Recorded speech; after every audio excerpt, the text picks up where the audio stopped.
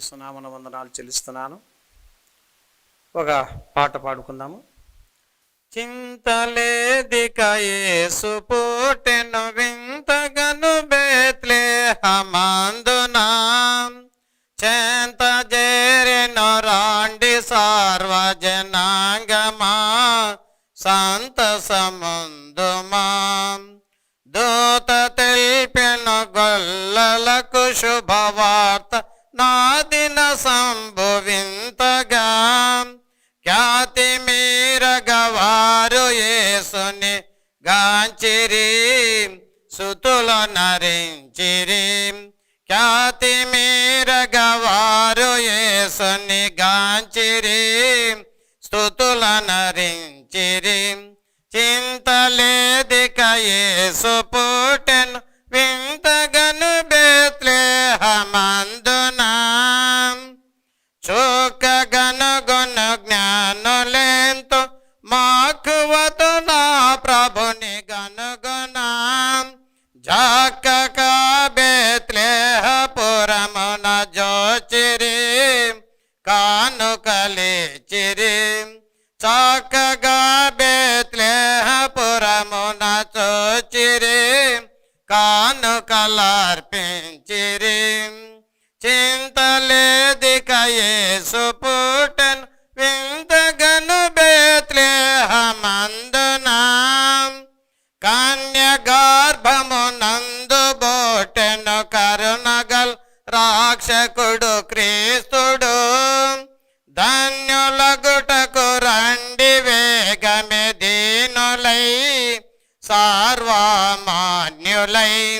ధాన్యులగుటకు రండి వేగమే దీనులై, సార్వమాన్యులై.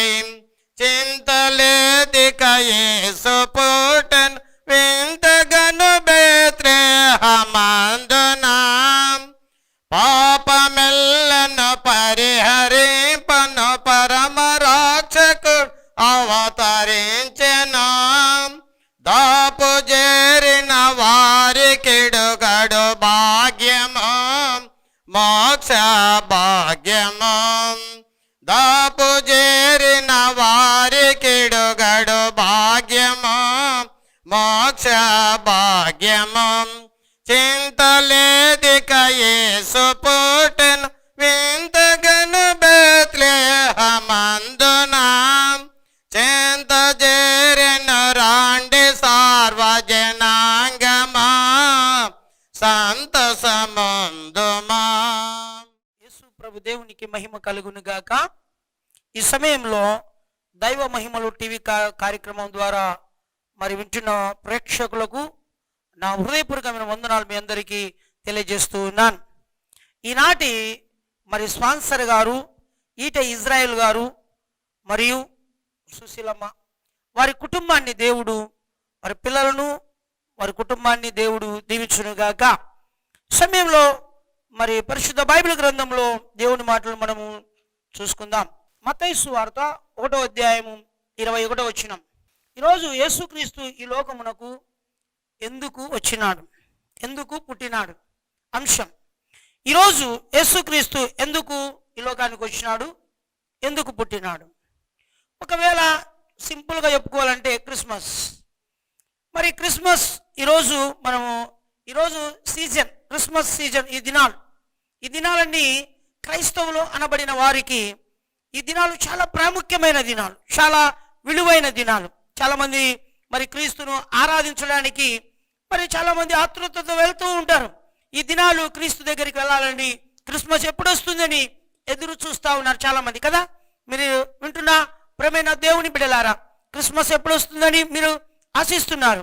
అయితే విశ్వాసులుగా ఉంటున్నవారు, మరి దేవుని అంగీకరించిన వారు, తగిన మారు మనసు రక్షణ కలిగిన వాళ్ళు మరి క్రీస్తును ఆ రోజు ఆరాధిస్తున్నారని ఒక నమ్మకం, గట్టి నమ్మకం వారిలో ఏర్పడుతుంది. చాలామంది దినాలలో క్రిస్మస్ వస్తూ ఉంది అని చెప్పి కొద్ది వరకు మరి ఇంటి మీద చుక్క పెట్టుకుంటూ ఉంటారు. చుక్క పెట్టుకుంటే క్రైస్తవులుగా అనబడిన వాళ్ళంగా ఉంటాము అని అనుకుంటున్నారు. చుక్క పెట్టుకుని మరి చుక్క ఇంటి మీద ఉంది, సెలవు ఇంటి మీద ఉంది, మరి క్రిస్మస్ ఆరాధన ఇంట్లో జరుగుతుందంటే ఆ కుటుంబంలో క్రీస్తును ఆరాధించేవారు అరుదుగా ఉంటారు. ఈరోజు క్రిస్మస్ వస్తూ ఉంది, వేల రూపాయలు ఖర్చు పెడుతున్నారు. బట్టలు కావచ్చు, తిండికి కావచ్చు, మరి కుటుంబానికి, మరి ఇంటికి పూసే రంగులు కావచ్చు, ఎన్నో, మరి పంటికి మరి ముక్క, మరి మరి శరీరానికి బట్టలు, మంచి వస్త్రాలు, మంచి ఆభరణాలు, మరి ఇంటికి మరి మంచి సున్నము లేదా మంచి పెయింటింగ్ కొట్టి మరి ఆ రోజు సంబరాలు చేసుకుంటూ ఉంటారు. కానీ మరి తిండి విషయంలో కావచ్చు, వస్త్రధారణ విషయంలో కావచ్చు, మరి ఆభరణాల విషయంలో కావచ్చు, ఇంటిని అలంకరించుకునే విషయంలో కావచ్చు, ఇవన్నీ ఉన్నాయి. కానీ క్రీస్తును ఆరాధించడం మాత్రము తక్కువ. క్రీస్తును సొమ్మొకరిది సోకొక్కడిదని లోకంలో ఒక సామెత మన పెద్దలు చెప్తూ ఉన్నారు. ఆ దినాలలో సొమ్మొకరిది సోకొక్కడిదని. మరి యేసుక్రీస్తు పేరు చెప్పుకొని ఆ రోజు వేల రూపాయలు ఖర్చు పెడుతున్నాం. కానీ మరి నిజంగా ఆ 1000 రూపాయలు ఖర్చు పెడుతున్న మనము ఎప్పుడైనా క్రీస్తును ఆరాధించడానికి పూనుకున్నామా? ఎప్పుడైనా క్రీస్తును ఆరాధించడానికి ఒప్పుకున్నామా? అయితే యేసుక్రీస్తు ఈ లోకానికి ఎందుకు వచ్చాడు? క్రిస్మస్ అంటే క్రీస్తును ఆరాధించడం. క్రీస్తుని ఎప్పుడైనా నువ్వు ఆరాధించినావా? అయితే ఈ దినాలలో దేవుడు తన కుమారుని ఇచ్చినాడు ఈ లోకానికి. క్రిస్మస్ అంటే దేవుడు తన కుమారుణ్ణి ఈ లోకానికి ఇచ్చాను. యోహాను 3:16 అంటాడు, దేవుడు లోకమును ఎంతో ప్రేమించను కాగా తన అద్వితీయ కుమారుని ఎందుకు విశ్వాసంతో నశించని మరి ఆ సమయంలో అక్కడ తన కుమారుని మరి భూమి మీదకి పంపించినట్లుగా మనం చూస్తున్నాం. ఏదేమైనప్పటికీ క్రిస్మస్ అంటే దేవుడు తన కుమారుని ఇచ్చాను. ఆ కుమారుడు యేసు రక్షణ తెచ్చెను. మరి ఆ కుమారుడే ఈరోజు తన్ను తాను ఒక రిక్తునిగా, ఒక అంబుల్గా ఆయన తగ్గించుకొని, యేసుక్రీస్తు ప్రభుల వారు ఆయన తన్ను తాను తగ్గించుకొని ఈ లోకంలో మనందరి కోసమై ఆయన ఒక త్యాగశీలిగా ఉన్నాడు. అయితే ఈరోజు క్రిస్మస్ అంటే మరి దేవుడు ఇచ్చాను ఒక్కడే కుమారుడు, ఏకైక కుమారుణ్ణి, మరి ఏకైక కుమారుని ఈ భూమి మీదకి ఆయన మరి ప్రజలందరి కోసమై ఇచ్చి ఉంటున్నాడు. అంతేకాదు ఆ యేసు మరి ఏం చేసినాడంటే ప్రజలందరికీ రక్షణ తెచ్చినాడు. ఆ యేసు ఏం చేసినాడంటే తగ్గించుకున్నాడు అంబులుగా. ఇది క్రిస్మస్. మరి ఇలాంటి క్రిస్మస్ను మనం ఎందుకు ఆచరించలేకపోతున్నాం? ఈరోజు ఇలాంటి క్రిస్మస్ను మనం ఎందుకు ఆరాధించలేకపోతున్నాం? అయితే బైబిల్ గ్రంథంలో ఇక్కడ చదవబడిన మాట ముందు మనం చూసినాం కదా, మత్తయి సువార్త 21వ అధ్యాయంలో, ఆమె ఒక కుమారుని కనును, తన ప్రజలను వారి పాపం నుండి ఆయనే రక్షించును. ఆమె ఒక కుమారుని కనును. ఆమె ఎవరు? మరియా. మరియా ఒక కుమారుని కనును. ఆ కుమారుడు ఏం చేస్తున్నాడంటే ప్రజలందరి పాపం నుండి ఆయన రక్షించడానికి లోకానికి వచ్చాడు. అయితే ఆయనకేమని పేరు పెట్టబడింది? యేసు అని పేరు పెట్టబడింది. యేసు అంటే ఏమంటే రక్షకుడు అని అర్థం. అయితే ప్రేమైన దేవుని బిడ్డలారా, ఈ సమయంలో దేవుడు మనతో మాట్లాడుతున్నాడు. ఇదిగో కన్యక గర్భవతి కుమారుని కనును, ఆయనకు ఇమ్మానుయేలు అని పేరు పెట్టబడును. ఇమ్మానుయేలు అనగా భాషాంతరము, దేవుడు మన అందరికీ ఆయన తోడు అని అర్థం. ఈరోజు మరి క్రిస్మస్ మన సంబరాలు చేసుకుంటున్నాం. మరి క్రిస్మస్ మరి ఆ రోజు మన టపాకాయలు కాలుస్తున్నాం. క్రిస్మస్ ఆ రోజు 1000 రూపాయలు, లక్షల రూపాయలు ఖర్చు పెడుతున్నాం. ఇంత ఖర్చు పెడుతున్నాం. సంవత్సరానికి ఒకసారి క్రైస్తవులకు సంవత్సరానికి ఒకసారి ఆ క్రిస్మస్ పండుగ వస్తుంది.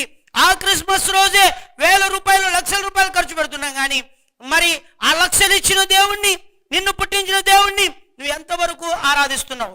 కాబట్టి యేసుక్రీస్తు పండుగ అయితే చేసుకుంటున్నాం, కానీ యేసుక్రీస్తుని మాత్రం మనం ఆంతర్యంలోనికి ఆహ్వానించుకోలేకపోతున్నాం. మరి కుటుంబం అంతా నీడు చేసుకుంటున్నాం, మంచి వస్త్రాలు వేసుకుంటున్నాం, మంచి ఆభరణాలు వేసుకుంటున్నాం. కానీ యేసు ప్రభు మన హృదయంలోనికి వచ్చినాడా? ఆ రోజు ఆ పశువుల పాకలో యేసుక్రీస్తుకు మరి చలము లేనందున అక్కడ పరుండబెట్టినారు. అయితే ఈరోజు మరి యేసుక్రీస్తును ఆ పశువుల పాకే మన హృదయంలో ఆ యేసును చేర్చుకుంటున్నామా? మన యేసును మనము మన హృదయంలో చేర్చుకుంటే అదే క్రిస్మస్. బయట ఉంటే క్రిస్మస్ కాదు యేసు ప్రభు, మన హృదయంలో చేర్చుకుంటేనే క్రిస్మస్. మరి ఈ సమయంలో మరి యేసుక్రీస్తు మన పాపములన్నీ ఏం చేస్తున్నాడంటే ఆయన మన పాపం నుండి విడిపించాడు. అయితే మనం రక్షించేవాడుగా ఉంటున్నాడు. అయితే యేసుక్రీస్తు ఈ లోకానికి రక్షకుడుగా వచ్చినాడు. అయితే లోకము నుండి ఆయన ఎలా రక్షిస్తాడో మనం చూసుకుందాం. కొన్ని రెఫరెన్సులు బైబిల్ గ్రంథంలో మనం చూసుకుందాం. దావీదు కీర్తనలు 51వ కీర్తన 5వ వచనం. నేను పాపములో పుట్టినవాడను, పాపములోనే నా తల్లి నన్ను గర్భము ధరించును. చూడండి, లోక పాపము నుండి రక్షించే రక్షకుడు యేసుక్రీస్తు ప్రభువారు. భక్తుడైన దావీదు అంటున్నాడు, లోకము నుండి నన్ను రక్షించడానికి దేవుడు వచ్చినాడు. ఈరోజు నిన్ను ఈ మాటలు వింటున్న ప్రేమైన సహోదరి సహోదరుడా, ఇదిగో దైవ మహిమలు టీవీ కార్యక్రమం ద్వారా ఈ మాటలు వింటున్న ప్రేమైన దేవుని బిడ్డలారా, దేవుడు మాట్లాడుతున్నాడు.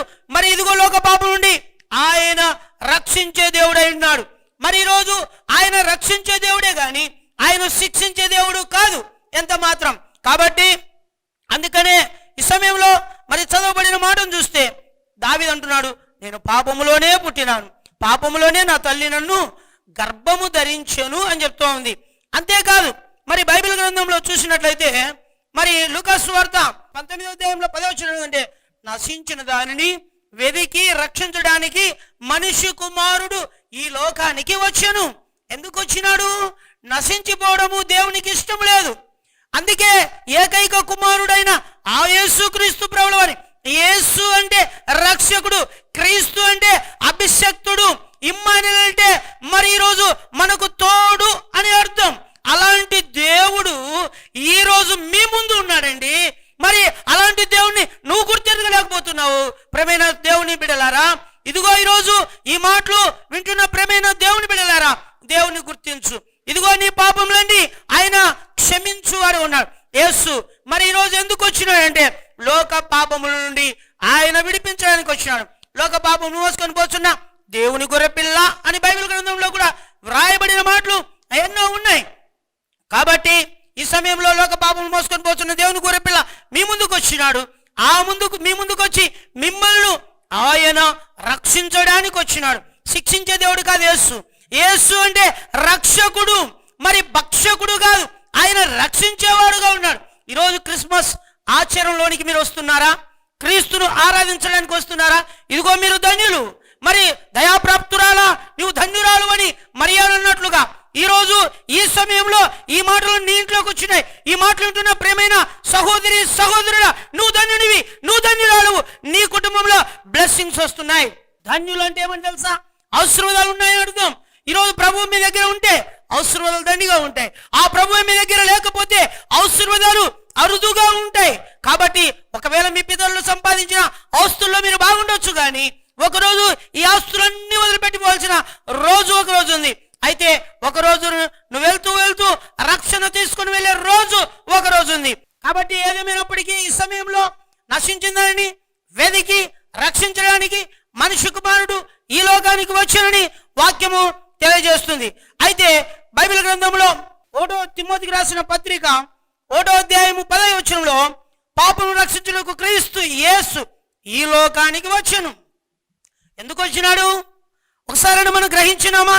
ఆ యేసు ఎందుకు ఈ భూమి మీదకి వచ్చినాడు? ఈరోజు నువ్వు ఎందుకు వచ్చినావు భూమి మీదకి? ఒకసారి నువ్వు పరీక్షించుకో. ఈరోజు ఎందుకు భూమి మీద మనము పుట్టినామో ఒకసారి ఆలోచించండి. ఈరోజు మరి సంపాదన కోసరం కాదు, తిండి కోసరం కాదు, వస్త్రాలు ఆభరణాలు ధరించుకోవడము, మన ఇష్టం వచ్చినట్లుగా జీవించడానికి కాదు. ఈరోజు దేవుడు నీతో మాట్లాడుతున్నాడు. ప్రేమైన తమ్ముడు, చెల్లి, ప్రేమైన అమ్మ, అయ్యా, దేవుడు నీతో మాట్లాడుతున్నాడు. పాపులను రక్షించడానికి క్రీస్తు యేసు ఈ లోకానికి వచ్చినాడు. ఎందుకు వచ్చినాడు యేసు అంటే, మరి ఆయన స్వార్థముగా ఆయన ఈ లోకానికి రాలేదు. ఆయన మరి పరిశుద్ధుడుగా ఉన్నాడు.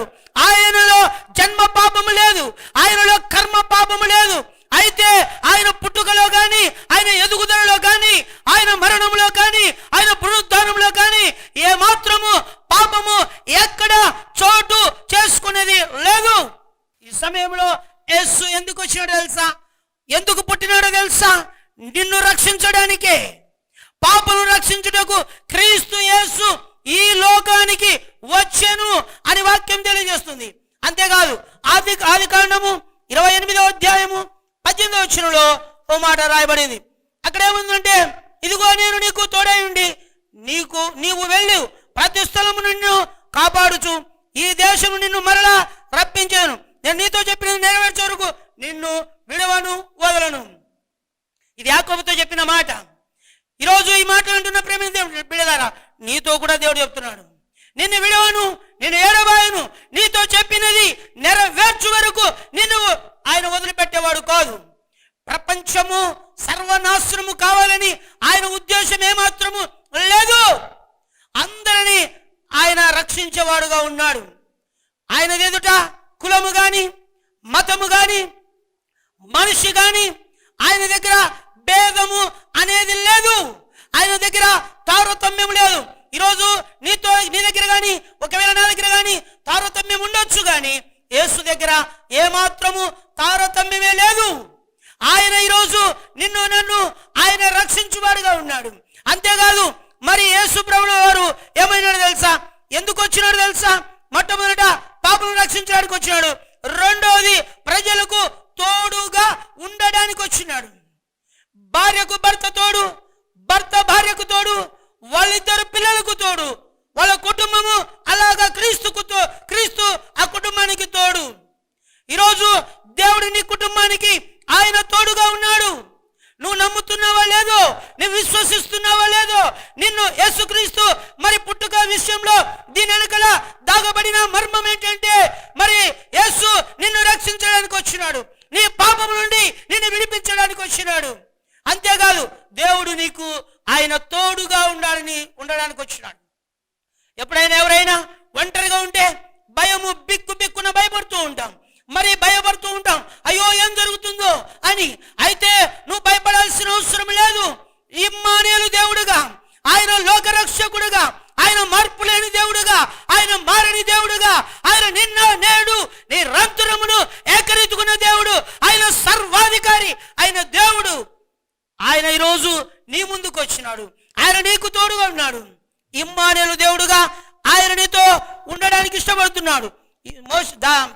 యాకోబుతో అంటున్నాడు, నేను నీకు తోడుగా ఉన్నాను. ఈరోజు మరి నిజంగా ఈ మాటలు వింటున్న ప్రేమైన దేవుని బిడ్డలారా, నీకు కూడా ఆ దేవుడు ఏమైనాడో తెలుసా? తోడుగా ఉన్నాడు.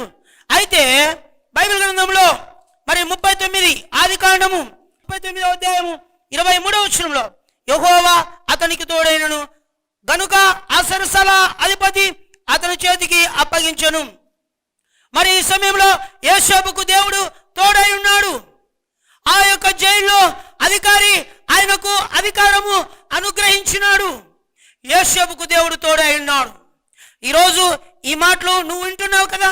ఈరోజు నువ్వు అనుకుంటున్నావేమో, నాకు దేవుడు తోడు లేడు అని అనుకుంటున్నావేమో, దేవుడు నన్ను వదిలిపెట్టినాడేమో అని నువ్వు అనుకుంటున్నావేమో, దేవుడు మర్చిపోయినాడేమో అని నువ్వు అనుకుంటున్నావేమో.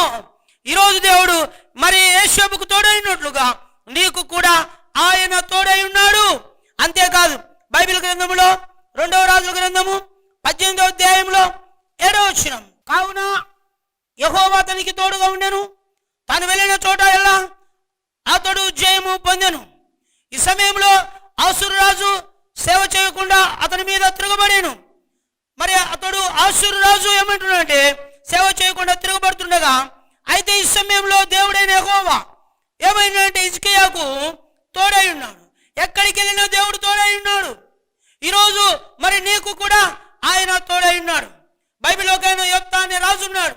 ఆ రాజు అనేక పర్యాయములు యుద్ధములో ఓటమి పాలవుతున్నాడు. తన జీవితంలో ఎప్పుడు కూడా జయము అనేది లేదు. ఎప్పుడైతే దేవుణ్ణి ఆధారం చేసుకున్నాడో, ఎప్పుడైతే దేవుణ్ణి ప్రార్థించడం మొదలు పెట్టినాడో, ఎప్పుడైతే దేవుని దగ్గరికి వెళ్ళడానికి ఇష్టపడినాడో, తన జీవితంలో ఒక నూతనమైన మార్పు దేవుడు తీసుకొచ్చినాడు. ఎప్పుడు ఓడిపోయేవాడు, యోప్తా రాజుకు దేవుడు తోడై ఉండగా అతడు మరి నిజంగా ఆ యుద్ధములో యోప్తా ఆ రోజు గెలిచినట్లుగా, యుద్ధములో ఓడినట్లు కాదు, యుద్ధము గెలిచినట్లుగా మనం చూస్తున్నాం. ఈరోజు దేవుడు నీతో ఉంటే నీకు కూడా విజయమే. ఈరోజు అనేకులకు దేవుడు తోడై ఉన్నాడు. ఆ తోడైన దేవుడు ఈరోజు నీకు కూడా తోడై ఉంటే నీ జీవితంలో జయమే. అయితే నీకు దేవుడు తోడు ఉండాలంటే మరి యేసుక్రీస్తు మరి ఆ పుట్టుకను, ఆ క్రిస్మస్ ను నువ్వు ఆచరిస్తున్నావా? క్రీస్తును సొంత రక్షకుడిగా అంగీకరిస్తున్నావా? ఆ క్రీస్తును ఆత్మతోను సత్యముతోను ఆరాధించడం నీవు మొదలు పెడుతున్నావా? ఎప్పుడైతే నువ్వు అలాగా ఆరాధిస్తావో, ఎప్పుడైతే దేవుణ్ణి ఆరాధించడం మొదలు పెడతావో, అప్పుడు నిన్ను నీ పాపం నుండి ఆయన విడిపిస్తాడు, ఆయన నిన్ను రక్షిస్తాడు. ఇమ్మానుయేలు దేవుడుగా నీకు ఆయన తోడుగా ఉంటాడు. ఇర్మీయా గ్రంథంలో 42వ అధ్యాయంలో 11వ వచనంలో, ఇర్మియా గ్రంథము 42వ అధ్యాయము 11వ వచనం చూడండి. మిమ్మల్ని తప్పించి మిమ్మల్ని రక్షించుటకు నేను మీకు తోడై ఉన్నాను, అతనికి భయపడకుము. ఇదిగో మిమ్మల్ని రక్షించుటకు నేను తోడై ఉన్నాను. ఈరోజు మనందరికీ దేవుడు ఏమైనాడంటే తోడై ఉన్నాడు. రక్షించడానికి నేను మీకు తోడై ఉన్నాను. ఎవ్వరికి భయపడాల్సిన అవసరము మనము లేదు.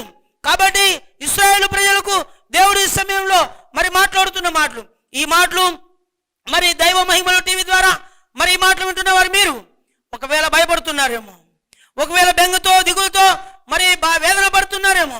నా జీవితం ఎలాగా అని అనుకుంటున్నావేమో, నా పరిస్థితులు ఎలాగా అని అనుకుంటున్నావేమో. మరి ఏ పరిస్థితులైనా ఏ ఇబ్బందులైనా ఈరోజు దేవుడు మరి నీకు తోడై ఉండాలని ఆయన ఇష్టపడుతున్నాడు. అయితే ఆయనకి ఇష్టమైన ప్రజలకు భూమి మీద సమాధానం దేవుడు ఇవ్వాలని ఇష్టపడుతున్నాడు. లూకా రాసిన సువార్త 2వ అధ్యాయము 14వ వచనం చూడండి. ఇక్కడ ఏమంటున్నాడంటే సర్వోన్నతమైన స్థలంలో దేవునికి మహిమయు, ఆయనకి ఇష్టమైన ప్రజలు మనుషులకు భూమి మీద సమాధానం కలుగును గాకని దేవునికి స్తోత్రము చేయించు ఉండెను. దేవుడైన యెహోవా మొట్టమొదట పాపల కోసం ఎందుకు క్రిస్మస్ చేసుకుంటున్నాం, ఎందుకు యేసుక్రీస్తు ఈ లోకంలో జన్మించినాడో ఒకసారి ఆలోచించినట్లయితే పాపులను రక్షించడానికి వచ్చినాడు. రెండవది ఆయన ప్రజలకు తోడుగా ఉండడానికి వచ్చినాడు. 3 సమాధానము మీకు ఇవ్వడానికే వచ్చినాడు. ఈరోజు సమాధానం లేని వాళ్ళు ఎంతమంది ఉన్నారు? మరి ఈరోజు ఇదిగో టీవీ ముందు కూర్చున్నావు, అమ్మా అయ్యా సమాధానం లేక జీవిస్తున్నావేమో, సమాధానం లేక నువ్వు ఉంటున్నావేమో. అయితే దేవుడు ఏమంటాడు తెలుసా? దేవునికి ఎవరైతే ఇష్టలుగా ఉంటారో వారందరికీ దేవుడు సమాధానం ఇవ్వడానికి వచ్చినాడంట. దేవునికి ఇష్టలుగా మనం ఉన్నామా? మనుషులకు ఇష్టలుగా ఉన్నామా? మనుషులకు ఇష్టమైన పనులు చేస్తున్నామా? దేవునికి ఇష్టమైన పని చేస్తున్నామా? క్రిస్మస్ రోజున ఆ రోజు ఆ పండుగ చేసుకుంటున్నప్పుడు దేవునికి ఇష్టంగా ఉన్నామా? లోకానికి ఇష్టంగా ఉన్నామా? సమాజానికి ఇష్టంగా ఉన్నామా? మనకు కావాల్సిన వారికి ఇష్టంగా ఉన్నామా? మనం వేసుకున్న వస్త్రాలను ఇదిగో 10 మందికి చూపించుకుంటూ ఇది బాగుందని ఆ ఇష్టాన్ని మనం చూపించుకుంటున్నామా? లేదు.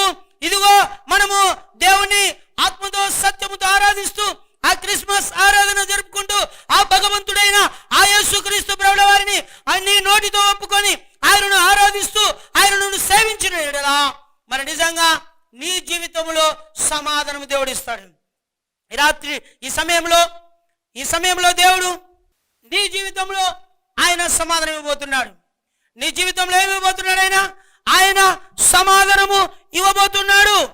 కాబట్టి భూమి మీద తన ప్రజలకు, తనకిష్టమైన ప్రజలకు అందరూ ఉన్నారు. భూమి మీద క్రైస్తవ సంఘాలు ఎన్నో ఉన్నాయి, సేవకులు ఎంతో మంది ఉన్నారు, విశ్వాసులు ఎంతో మంది ఉన్నారు, క్రీస్తును ఆరాధించే వారు ఎంతో మంది ఉన్నారు. కానీ దేవునికి ఇష్టంగా ఉన్న వారికి మాత్రమే ఆయన భూమి మీద సమాధానము ఆయన అనుగ్రహించేవాడుగా ఉన్నాడు. బైబిల్లో మాట ఉంది, యెషయా గ్రంథంలో 6వ అధ్యాయం 9వ అధ్యాయం ఏమంటాడో తెలుసా? ఏలైనా మనకు శిశువు పుట్టెను, ఆయన భుజముల మీద రాజ్యభారం ఉండను, ఆయన ఆశ్చర్యకరుడు, ఆలోచనకర్త, బలవంతుడైన దేవుడు, నిత్యుడగు తండ్రి, సమాధానకర్త. సమాధానానికి ఆయన తండ్రి.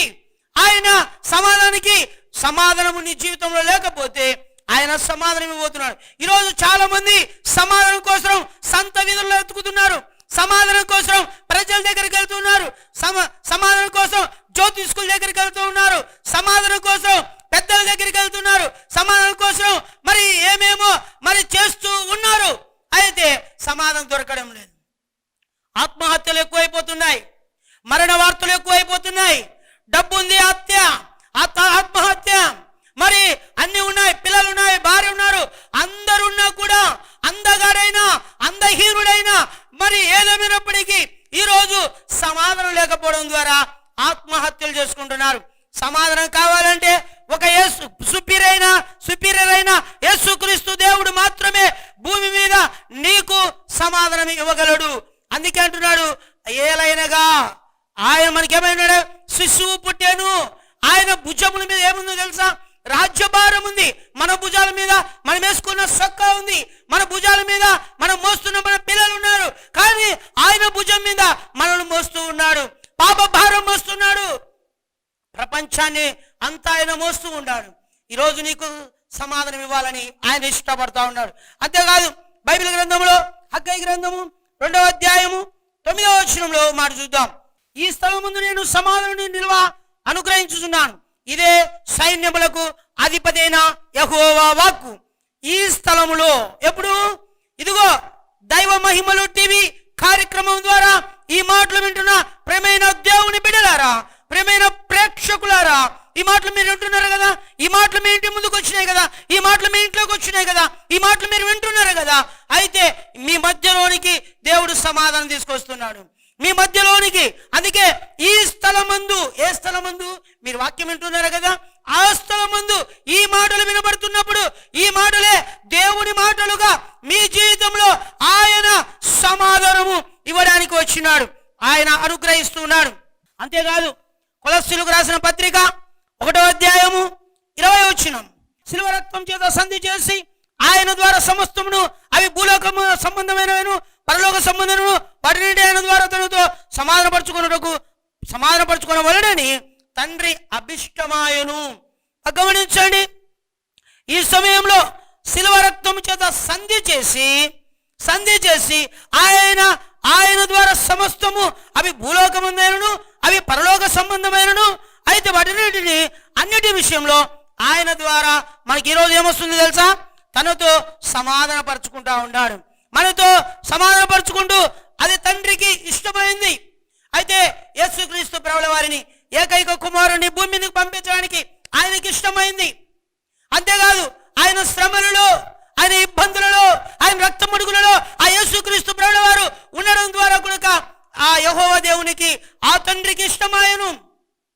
ఆయనను నలగొట్టుటకు యెహోవాకు ఇష్టమాయను. ఎందుకో తెలుసా?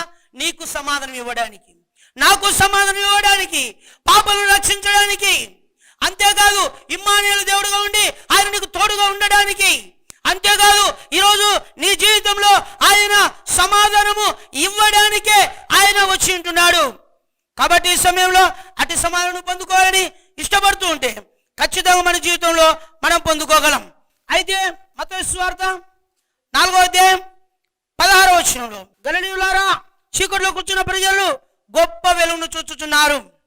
గలిలయ మనుషులు, చీకట్లో కూర్చున్నవారు గొప్ప వెలుగును చూస్తున్నారు. అందుకే చీకట్లో ఉన్నవారు గొప్ప వెలుగును చూస్తున్నారు. మరి ఈరోజు చీకటి పాపానికి గుర్తుగా ఉంది. అలాంటి చీకట్లో ఉన్న ప్రజలందరినీ ఆ వెలుగులోనికి తీసుకురావడానికి యేసుక్రీస్తు వచ్చినాడు. మొట్టమొదటిది పాపం రక్షించడానికి, రెండవది సమాధానం ఇవ్వడానికి, మూడవది ఇమ్మానుయేలు దేవుడు గారి దగ్గర రావడానికి, ఆయన తోడుగా ఉండడానికి, 4 నువ్వు చీకట్లో ఉన్న నిన్ను ఆయన వెలుగులోనికి తీసుకురావడానికి వచ్చినాడు. చీకటి దేనికి గుర్తు అంటే మరి పాపానికి గుర్తుగా ఉంది. అట్టి పాపానికి గుర్తుగా ఉన్న నిన్ను నన్నే ఆ దేవుడు రక్షించడానికి వచ్చినాడు. లెమ్ము, తేజరిల్లుము, యెహోవా మహిమ నీ మీద ఉదయించెను. దేవుని మహిమ మనుషుల మీద ఉదయించెను. ఆ రోజు జ్ఞానులకు మరి ఆ నక్షత్రము మరి ఆ జ్ఞానులను నడిపించినట్టుగా మనం చూస్తున్నాం. మరి ఆ స్టార్ నక్షత్రం మరి వెలుతురు ఉంటుంది, చీకటి ఎంత మాత్రం ఉండదు. అలాంటి నక్షత్రం నడిపించుకుంటా యేసు ప్రభు ఉన్న చోటికి మరి తీసుకొచ్చింది. సర్వోన్నతుడైన దేవుని కుమారుడా, నీ కొందనాలనైనా ఈ సమయంలో నా తండ్రి, దైవ మహిమల టీవీ ద్వారా కార్యక్రమం ద్వారా ఈ క్రిస్మస్ సందేశం యేసుక్రీస్తు పుట్టుక గురించి మరి ఎందరైతే విన్నారో వారందరినీ దీవించండి. మరి చాలామంది టీవీ ముందు కూర్చొని ఈ దైవ మహిమల కార్యక్రమం ద్వారా వాక్యం ద్వారా వింటున్నవారు ఎంతోమంది కూర్చున్నారు. మరి కాళ్ళ నొప్పులు, నడుము నొప్పులు, కీళ్ళ నొప్పులు, మరి థైరాయిడ్, గుండె జబ్బు, మరి దయ్యాల చేత పీడింపబడుతున్నవారు, వ్యాధుల చేత మరి ఉంటున్నవారు, సమాధానం లేక నెమ్మది లేక తల్లడిల్లిపోతున్నవారు, అలాంటి వారి జీవితంలో ఇప్పుడే ఒక నూతన కార్యం చేయి. ఉద్యోగాలు లేక మరి నా తండ్రి ప్రభా ఆర్థికంగా వెనుకబడి అప్పుల పాలై మరి నేను ఆత్మహత్యలు చేసుకోవడానికి, సమాధానం లేక నెమ్మది లేక మరి జీవించడానికి ఉంటున్న బిడ్డలను ఇప్పుడే నువ్వు బ్లెస్ చేయనైనా వారి జీవితంలో మేలులు ఆశీర్వాదాలు దయచేసి నడుతున్నాం తండ్రి. ప్రభువా, దైవ మహిమల కార్యక్రమం టీవీకి ఈ కార్యక్రమం ద్వారా ఈరోజు నా తండ్రి స్పాన్సర్గా ముందుకొచ్చిన మరి నైనా ఈ సమయంలో ఈటే ఇజ్రాయెల్ గారు మరి ఆ కుటుంబానికి నైనా తండ్రి ప్రభా, ఆ కుటుంబంలో మరి ఉంటున్న యజమానురాలైన అత్తకును నైనా ప్రభా మరి ఇచ్చిన సంతానం పిల్లలకును మరి నైనా కుటుంబంలో సమాధానం నెమ్మది తెచ్చి ఆ కుటుంబంలో కావాల్సిన అవసరతలని క్రీస్తు యేసు నామములో తీర్చండి. మరి నీకు ఆదరణ కదా ఇప్పుడు ఎల్లప్పుడు సదాకాలం తోడేను గాక. ఆమెన్.